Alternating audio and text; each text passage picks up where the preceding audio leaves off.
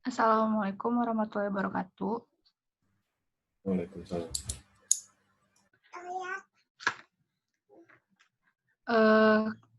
Kami dari kelompok pelaksanaan pekerja arsitektural, kusen penutup lantai dan plafon, yang beranggotakan Asep Rodera, Randi Muhammad, Farhan Hisyam, Farid Rizwansa, dan saya Audrey Amaralia Putri.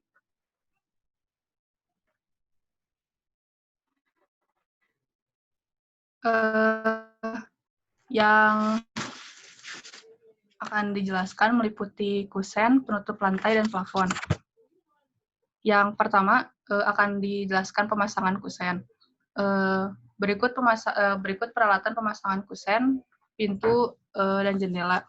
Yang pertama, water pass untuk mengukur atau menentukan kestabilitas benda atau bidang.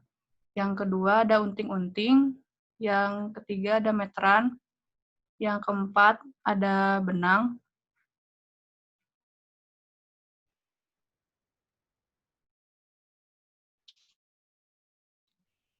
Yang kelima ada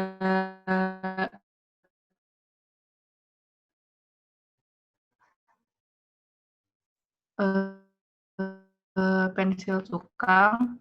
Yang selanjutnya ada palu, ada catur, ada scoop, dan bahan pemasangan dan kusen pintu dan jendela, kusen pintu, kusen jendela, dan kawat bedrat. Tahapan pemasangan kusen dengan angker pada kusen secukupnya. Yang kelima, dirikan kusen dan tentukan tinggi kedudukan kusen pada 2 meter dari tinggi ball plank. Yang keenam, setel kedudukan kusen pintu sehingga berdiri tegak dengan unting-unting. Yang ketujuh, pasang skur sehingga kedudukannya stabil dan kokoh. Yang kedelapan, pasang patok untuk diikat bersama skur hingga cek kembali kedudukan pada kusen pintu, apakah sudah sesuai atau belum. Yang kelima, bersihkan tempat di sekelilingnya. Nah, ini ada gambar tahapan pemasangan kusen pintu. Di bawah. Nah, jadi dipasang dulu unting-unting dan dipasang dulu unting-unting untuk menstabilkan kusennya. Yang selanjutnya akan dilanjutkan oleh Farid. Selanjutnya ada tahapan memasang kusen jendela. Sebelum memasang kusen jendela, alangkah baiknya kita memperhatikan keselamatan kerja terlebih dahulu. Yang pertama, siapkan alat dan bahan secukupnya di tempat yang aman dan mudah dijangkau. Yang kedua, rentangkan benang selebar setengah ukuran batu bata dari as bau plank. Yang ketiga, pasang bata setengah batu. Bisa dilihat di contoh modul pemasangan tembok ikatan setengah bata setinggi dasar kusen jendela. Yang keempat, rentangkan benang setinggi 2 meter dari bau plank. Fungsinya benang di sini, fungsi benang di sini yaitu untuk jadi kita tuh nanti bisa ngelihat bahwa kusen kita itu udah lurus apa belum. Terus ada pasang kusen jendela setinggi benang tersebut. Yang keenam, pasang kusen jendela sampai betul-betul tegak dengan pertolongan unting-unting. Lalu pasang skur agar kedudukannya stabil dan kuat. Lalu cek kembali posisi kusen jendela sampai terpasang pada keadaan yang benar. Yang terakhir, bersihkan tempat sekelilingnya. Bisa dilanjut.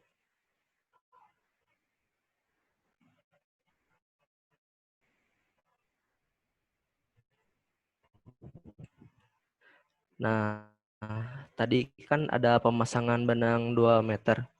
Nah, maksud tuh si benangnya tuh bisa disimpan di kolom ini kan di gambar kanan kan ada 2 kolom nih contohnya. Nah, jadi si benangnya tuh direntangkan dari kolom bisa dilanjut. Selanjutnya ada penutup lantai. Jenis-jenis penutup lantai ada plesteran, batu bata, ken block, batu tempel, keramik, mosaik, teraso, tegel, marmer, granit, kayu, papan, parket, karpet, dan pinyil. Yang kedua, jenis bahan penutup lantai berdasarkan sifatnya. Lantai yang bersifat dingin yaitu tegel, teraso, marmer, granit, mozaik, keramik. Lantai yang bersifat hangat yaitu kayu, papan, parket, vinil, dan karpet.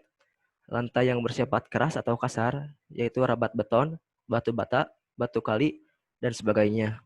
Lalu lantai yang bersifat lunak yaitu karpet, vinil, dan sebagainya. Next.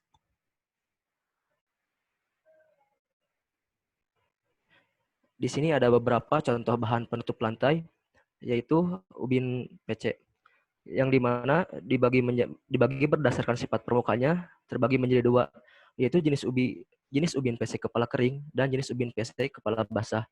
Untuk kepala kering yaitu memiliki sifat menyerap air, tidak mengkilat, tidak licin. Biasa digunakan untuk teras kamar mandi dan ruang luar. Lalu yang kedua, jenis ubin PC kepala basah, yaitu memiliki sifat tidak menyerap air dan mengkilat. Dan biasanya jenis ubin PC ini digunakan untuk ruang dalam, misalnya ruang tidur, ruang keluarga, ruang makan, dan ruang lainnya.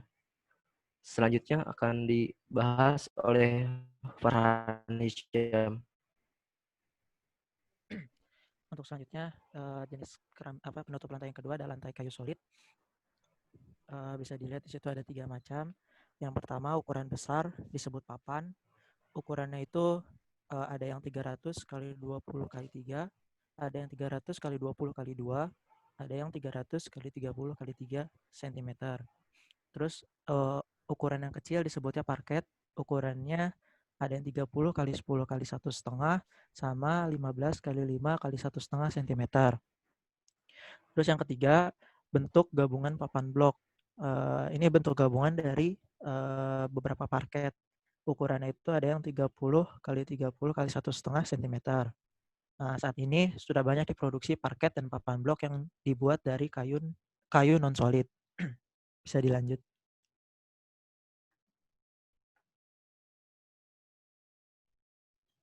Nah, ini pemasangan keramik lantai. Lanjut lagi.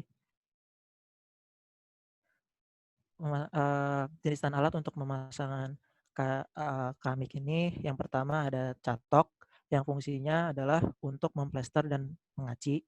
Terus yang kedua ada water pass. Ini alat yang digunakan untuk memasang keramik agar permukaan lantainya rata secara horizontal. Terus yang ketiga ada roll meter. Ini fungsinya untuk mengukur panjang dan lebar permukaan lantai.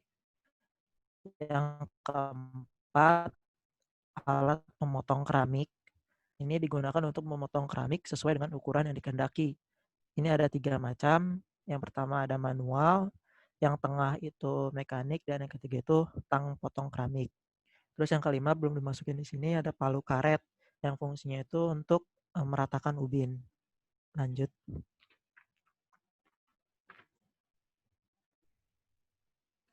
Ini ada prosedur pemasangan keramik lantai. Yang pertama itu rendam keramik di dalam air. Hal ini membuat keramik menjadi lebih elastis dan kualitas keramik. Karena kualitas keramik rendah akan susah dipasang secara presisi. Yang ketiga, olaskan air semen. Fungsinya adalah agar daya rekat keramik keadukan benar-benar lengket. Yang keempat, bersihkan dari kerikil agar tidak ada rongga di bawah keramik. Yang kelima, padatkan secara rata. Ketuk untuk keramik yang sudah dipasang dan pastikan tidak ada yang kopong karena akan membuat keramik lepas di kemudian hari. Yang keenam, nat keramik dipasang belakangan. Hal ini agar sisa udara yang mengendap akan keluar melalui nat yang belum ditutup. Yang ketujuh, jangan diinjak-injak areal keramik yang baru dipasang selama 2-3 hari karena keramik akan ambles disebabkan adukan di bawahnya masih belum kuat untuk dibebani. Dan yang terakhir, periksa kembali. Biasanya areal keramik 3x3 meter terdapat 3-5 keramik yang kopong. Untuk itu segera dibongkar dan diulangi pemasangannya. Selanjutnya akan dibahas sama Bang Asep Rodera.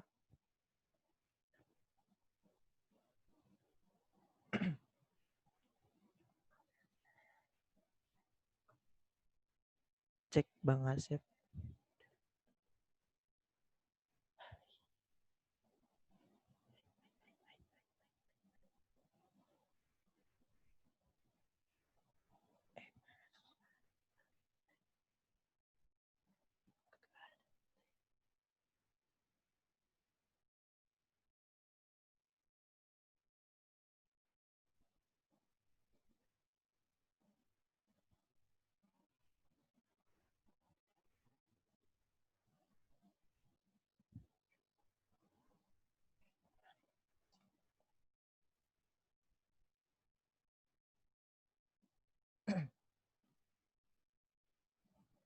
mungkin Bang Asepnya belum masuk ya.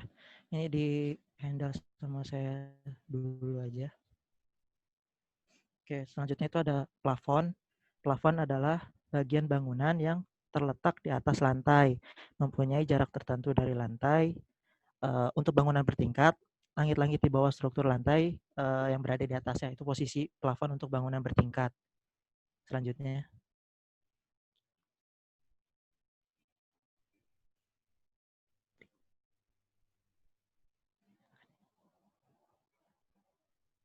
Nah, ini ada jenis bahan bangunan yang digunakan sebagai plafon. Di sini ada 6 jenis. Yang pertama, ada yang terbuat dari kayu lapis, ini triplex atau multiplex. Itu gambarnya seperti yang ada di layar. Terus yang kedua ada papan gipsum. Yang ketiga ada serat semen atau Eternit. Yang keempat ada papan kayu dan yang kelima ada bambu. Selanjutnya akan dijelaskan oleh teman saya, Andi.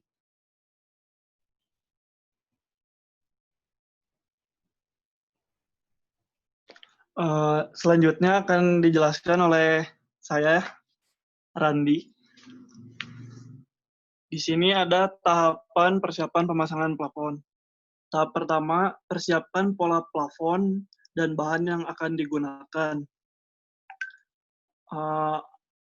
Seperti rangkanya akan seperti apa dan bagaimana pemasangannya, seperti bahan-bahannya, akankah menggunakan Eternit atau plafon gipsum, ataupun plafon kayu. Selanjutnya, tahap kedua, persiapkan peralatan bantu dalam pemasangan. Tahap ketiga, bahan yang akan dipasang dihaluskan, terutama untuk apabila kita akan menggunakan rangka kayu.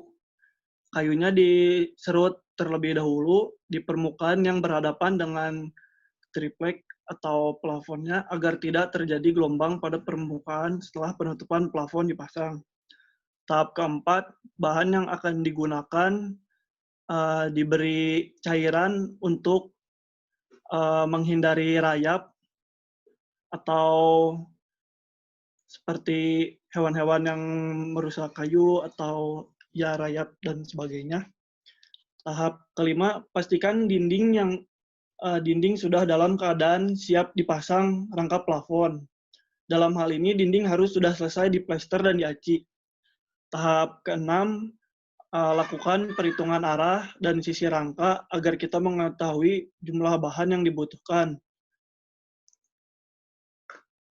Lalu ada contoh pemasangan plafon dengan gipsum. Yang pertama, siapkan peralatan dan bahan yang dibutuhkan untuk pemasangan seperti skrup, gipsum, pistol skrup atau mesin bor, pisau cutter, siku, dan kompon. Tandai lokasi metal fioring pada siku metal dengan spidol atau menggunakan benang untuk mempermudah menemukan posisi yang tepat saat mengencangkan skrup gipsum. Selanjutnya, selalu memulai memasang papan gipsum dari sudut ruangan, sehingga papan bisa dipergunakan selembar penuh. Posisikan panel gipsum dalam keadaan menyilang dengan rangka metal fioring. Lalu, bagian cekung pada tepian papan gipsum harus selalu dipasangkan bersama dan menghadap lantai. Hal ini berfungsi untuk penyambungan dua papan gipsum dengan menggunakan kompon dan tape gipsum. Bila menggunakan skrup, pastikan kepala skrup tidak sampai terpendam dan merobek lembaran kertas pelapis papan gipsum. Kepala skrup ini nantinya akan ditutupi dengan lapisan kompon dan tape gipsum. Skrup yang dipasang harus berjarak minimal 10 mili dari semua tepian panel gipsum, sementara jarak antar skrup maksimal 150 mili untuk yang berada tepian panel dan 240 mili pada skrup tengah panel. Panel gipsum harus selalu ditopang agar stabil dengan memasang pertemuan dua panel secara zigzag sesuai dengan rangka metal yang telah dibuat. Oleh sebab itu, cukup digunakan setengah lembar dari panel pertama untuk dipergunakan pada panel kedua. Teruskan pemasangan panel gipsum di seluruh ruangan.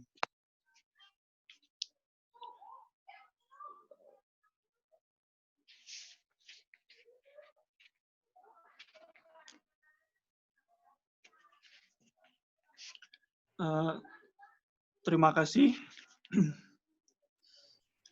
untuk presentasi dari kelompok kami. Selanjutnya akan ada beberapa video dari proses aksi arsitektural dari pemasangan kusen, lalu keramik dan plafon. Silahkan.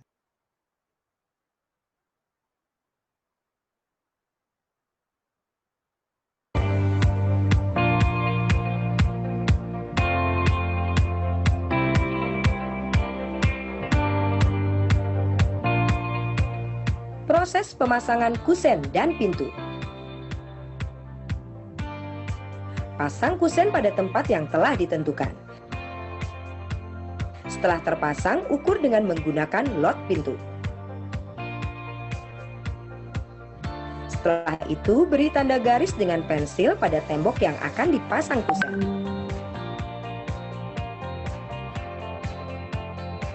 Berikutnya adalah memberi tanda pada lubang piser.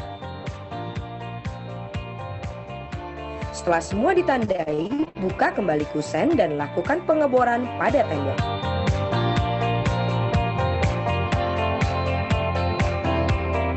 Lalu masukkan piser ke dalam lubang.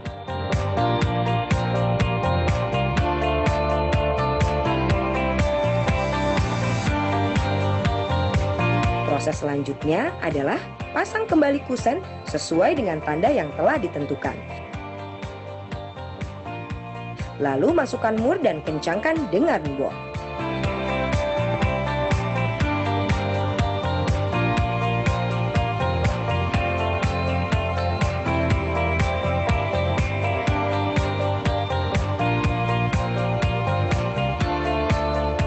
Setelah kusen terpasang, tahap berikutnya adalah pemasangan pintu. Pertama, buat ukuran untuk penempatan engsel daun pintu. Ukur jarak 15 cm dari atas ke bawah dan diberi tanda dengan pensil. Lalu kembali ukur jarak 30 cm dari tanda pertama. Setelah itu pasang engsel daun pintu sesuai dengan tanda yang telah ditentukan. Lakukan hal yang sama dengan mengukur jarak 15 cm dari bawah ke atas, lalu pasang engsel daun pintu. Berikutnya adalah pasang pintu sesuai dengan tanda yang telah ditentukan.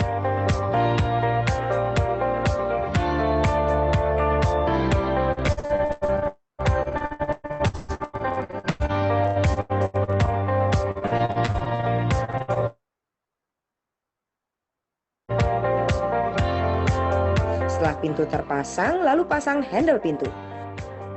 Masukkan handle pintu, lalu masukkan anak kunci.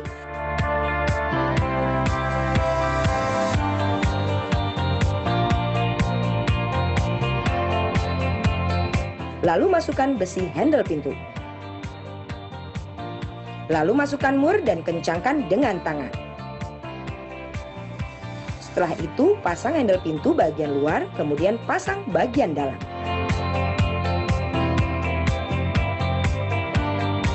Berikutnya adalah masukkan mur pada handle pintu dan kencangkan dengan menggunakan bor.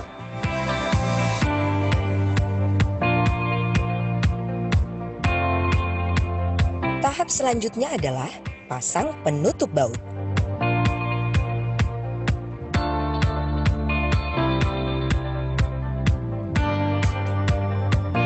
Setelah itu beri sealer pada pinggiran kusen.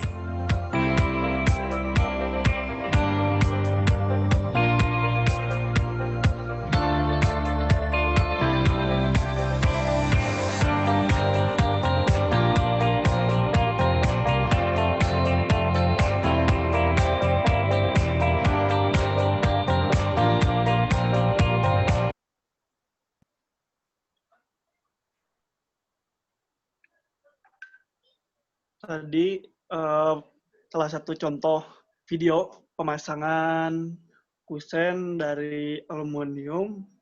Selanjutnya ada video dari pemasangan lantai. Silakan, Audrey.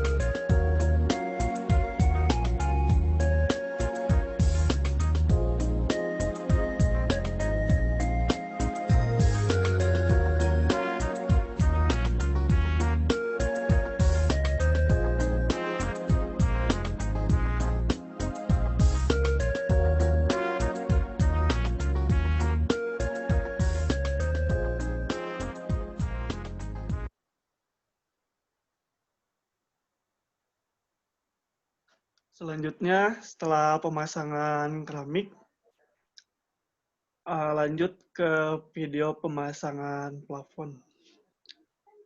Selamat menyaksikan.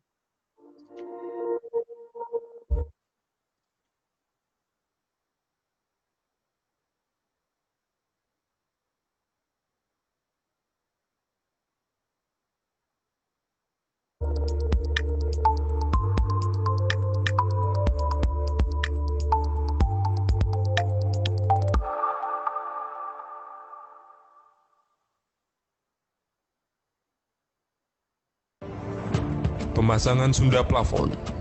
Pasanglah rangka holo terlebih dahulu sebelum memulai pemasangan sunda plafon.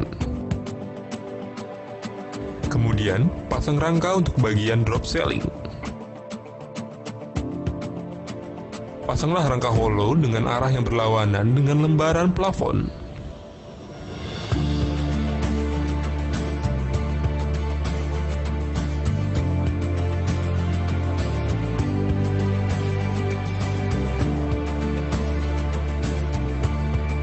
Pasang list aksesoris sunda plafon LS305 dan LS307 dengan cara skrup pada rangka holo.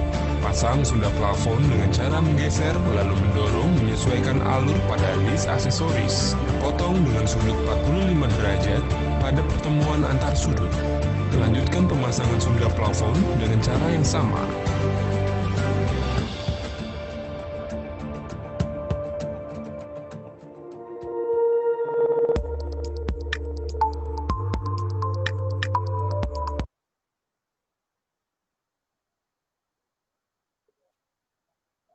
Mungkin